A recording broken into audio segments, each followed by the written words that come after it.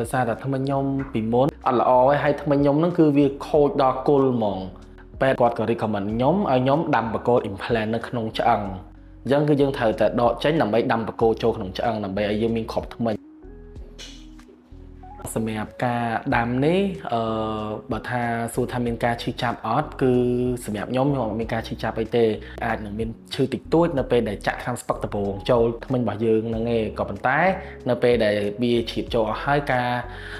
ធ្វើឬក៏ដាំបកគោចូលអីនៅក្នុងហ្នឹងគឺអត់មានការឈឺចាប់ទេសម្រាប់អ្នកដែលគាត់មានបញ្ហាធ្មេញដែលគាត់ខូចអត់អាចស្រូបឬក៏ដាក់អីបានមកវិញឬខូចដល់ជើងដល់ខាងក្នុងដូចខ្ញុំអញ្ចឹងខ្ញុំ recommend ឲ្យអ្នកទាំងអស់គ្នាមកធ្វើសេវាកម្ម implant នៅ Moral Clinic នេះតែម្ដងព្រោះដោយសារតែពេទ្យនៅនេះគឺគាត់យកចិត្តទុកដាក់ជាមួយយើងតាមដានពីសុខភាពរបស់យើងគាត់ព្យាបាលពីមួយដំណាក់កាលទៅមួយដំណាក់កាលគាត់លម្អិតលម្អន់ខ្លាំងហ្មង